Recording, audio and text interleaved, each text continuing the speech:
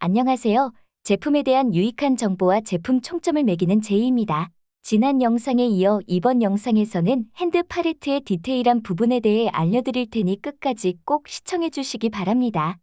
첫 번째로 실린더 부분입니다. 실린더를 보면 이음새를 용접한 제품과 줌을 제작하여 통으로 되어 있는 제품이 있는데 아무래도 용접한 제품보다는 줌을 제작한 제품이 내구성 면에서 튼튼하다고 볼 수 있습니다. 또한 실린더 부분에는 카트리지라는 부품이 들어가게 되는데 고급형 핸드 팔레트 트럭의 경우 단일 카트리지를 사용하여 분리 결합이 가능합니다. 이러한 부분은 관리 및 보수 시 편리하고 저렴하다는 장점이 있습니다. 두 번째로 사각봉 부분입니다. 해당 부분은 팔레트의 포크발 하단에 부착되어 있는 푸싱 로드로 포크발 부분의 뼈대 역할을 합니다. 이러한 사각봉은 핸드 팔레트 트럭의 모델마다 차이가 있는데 저가형 제품과 고급형 제품을 비교해보자면 저가형의 경우 파이프 안쪽이 비어있는 것을 확인할 수 있습니다. 반면 고급형 제품은 안이 차 있는 것을 볼 수 있습니다. 내부가 차 있는 만큼 비어있는 사각봉보다 내구성 면에서 우수하다고 볼 수 있습니다. 세 번째로 철판의 두께입니다. 내구성 부분에서 중요하다고 볼 수 있는 철판의 두께에도 제품마다 차이가 있습니다. 사진에서 확인할 수 있듯이 핸들 연결 부위, 봉 등 다양한 부분에서 두께의 차이를 볼 수 있습니다. 물론 해당 부분에서 차이가 있다고 허용 용량을 사용하지 못하는 것은 아니지만 동일한 용량의 경우 아무래도 두꺼운 철판의 제품이 더 튼튼하다고 볼 수 있습니다. 이렇게 핸드 팔레트 트럭의 세 가지 디테일한 부분을 설명드렸는데 설명드린 세 가지의 경우 구매 시 확인하기 어려울 뿐만 아니라 판매자분들도 직접 비교해보지 않는 이상 확인하기 어려운 부분입니다. 때문에 여러분들이 구매 전 직접 보고 확인하실 수 있는 부분들에 대해서도 알려드리겠습니다. 첫 번째로 보조 바퀴입니다. 일반적인 핸드 팔레트 트럭은 보조 바퀴가 없는 것들도 많지만 부착되어 있는 제품들도 있습니다. 이러한 보조 바퀴는 포크발을 팔레트에 끼울 때 도움이 되는데 보조 바퀴가 추가로 부착되어 있는 만큼 팔레트를 끼울 때 부드럽게 끼울 수 있다는 장점이 있습니다. 물론 보조 바퀴가 없다고 팔레트를 끼울 때 불편한 것은 아니며 있는 경우 사용에 더 편리하다는 점을 알려드립니다. 두 번째로 작은 바퀴 수입니다. 핸드 팔레트 트럭의 바퀴 수는 일반적으로 1개와 2개로 나뉩니다. 바퀴의 수는 많을수록 좋다기보다는 각각의 단점이 있습니다. 바퀴가 1개일 경우 바퀴가 2개인 제품에 비해 지면과 닿는 부분이 적기 때문에 마찰력이 적은 힘으로도 주행이 가능하다는 장점이 있습니다. 하지만 바퀴가 1개이기 때문에 틈새나 홈 같은 곳에 걸릴 수 있다는 점이 있습니다. 반대로 바퀴가 2개인 경우 바퀴가 1개인 제품과 다르게 틈새나 흠에는 잘 걸리지 않지만 한번 걸리면 그만큼 빠져나오기 힘들며 지면과 닿는 면이 많기 때문에 상대적으로 많은 힘이 요구된다는 점이 있습니다. 마지막으로 바퀴 재질입니다. 보통 핸드 팔레트 트럭의 바퀴는 폴리우레탄, 나일론 두 가지 종류로 나뉩니다. 이 또한 바퀴 수와 같이 어떤 것이 더 좋다기보다는 서로 단점이 있습니다. 폴리우레탄은 PU 소재로 부드러운 재질이기 때문에 소음이 적고 사용하는 장소의 바닥 표면을 보호할 수 있습니다. 하지만 부하를 받을수록 탄성과 마찰 저항으로 인해 방향 전환과 주행 시 더 큰 힘이 필요하며 마찰 저항이 큰 만큼 바퀴의 마모가 상대적으로 빠르다는 점이 있습니다. 그에 반면 나일론의 경우 NC 소재이기 때문에 마찰이 적고 내구성이 우수하며 방향 전환과 주행 시 PU 소재보다 적은 힘이 듭니다.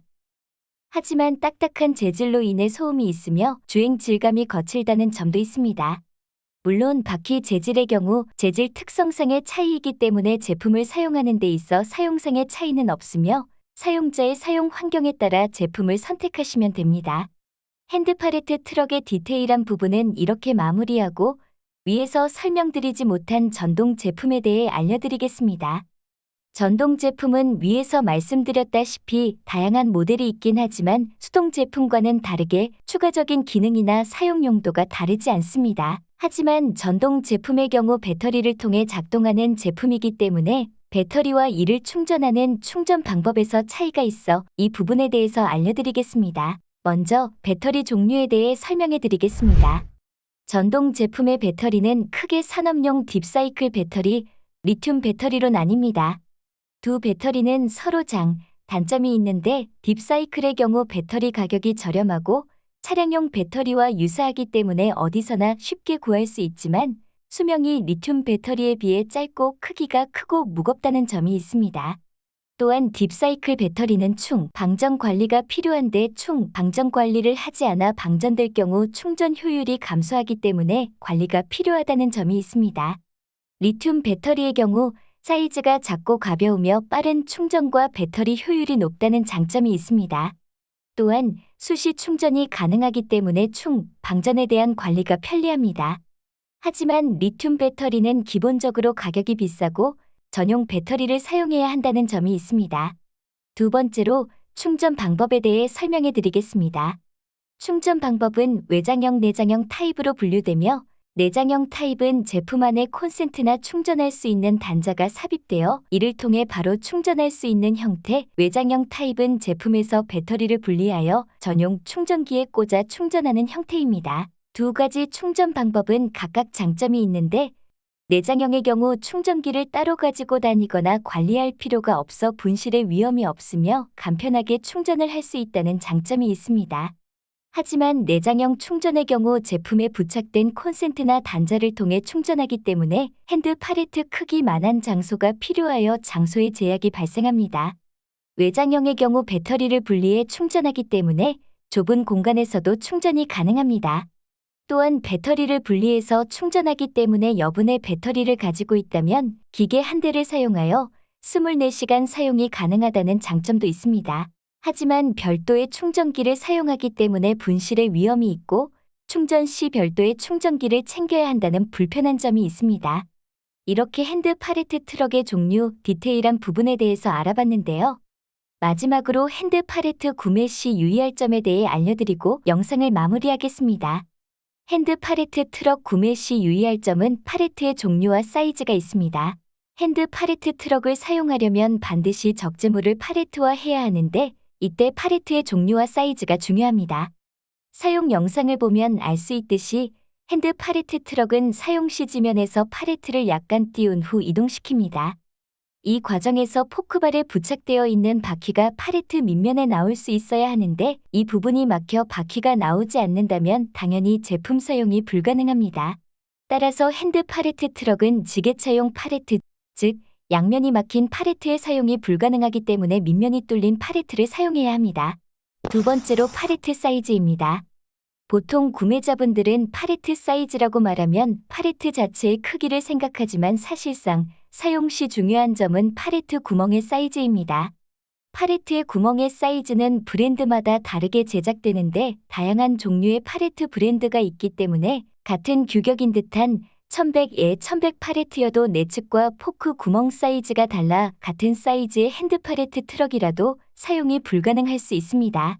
이러한 다양한 팔레트 종류를 사용할 수 있게 시중에는 기본적으로 3가지 사이즈로 판매하고 있지만 모든 팔레트의 규격을 측정하기에는 어렵기 때문에 반드시 사용하시는 팔레트의 구멍 규격을 이미지와 같이 측정한 뒤 사용 가능한 핸드 팔레트 트럭을 선택해야 합니다. 오늘은 이렇게 핸드 팔레트 트럭에 대해 알려드렸는데 영상을 끝내기 전에 마지막으로 여러분들이 가장 많이 질문하는 부분을 알려드리고 영상을 마무리하겠습니다.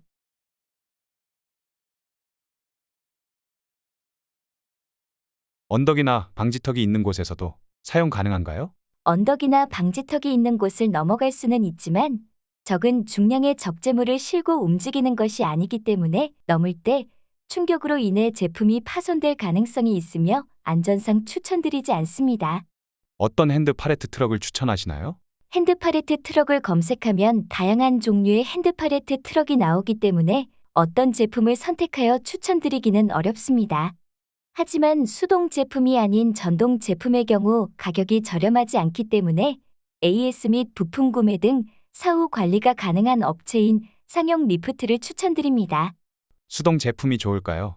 전동 제품이 좋을까요? 물류의 이동이 많지 않아 1개월 기준 몇 번 사용하지 않는다면 수동 제품도 괜찮다고 생각하지만 사용 빈도수가 많고 인건비에 민감한 업체라면 남녀노소 누구나 사용 가능한 전동 제품을 적극 추천합니다. 1100에 1100 팔레트 사용하는데 어떤 제품을 구매해야 할까요? 영상에서 알려드렸듯이 규격화된 팔레트여도 구멍의 규격이 다를 수 있습니다. 따라서 사용하시는 팔레트들의 평균적인 구멍 규격을 측정하신 후 그에 맞는 핸드 팔레트 트럭을 구매하시는 걸 추천드립니다. 오늘은 이렇게 핸드 팔레트 트럭에 대한 전체적인 부분과 디테일한 부분까지 설명해 드렸는데요. 이 영상을 통해 핸드 팔레트 트럭에 대한 궁금하신 부분이 해결됐으면 좋겠습니다. 핸드 팔레트 트럭 구매 예정이셨던 분들을 위해 구매 링크를 넣어드리니 들어가셔서 구경하시고 추가적으로 궁금하신 사항이 있으시다면 댓글로 남겨주시기 바랍니다. 영상이 도움이 되셨다면 좋아요, 구독 눌러주시고 다음 영상에서 더 유익한 정보로 찾아뵙겠습니다. 감사합니다.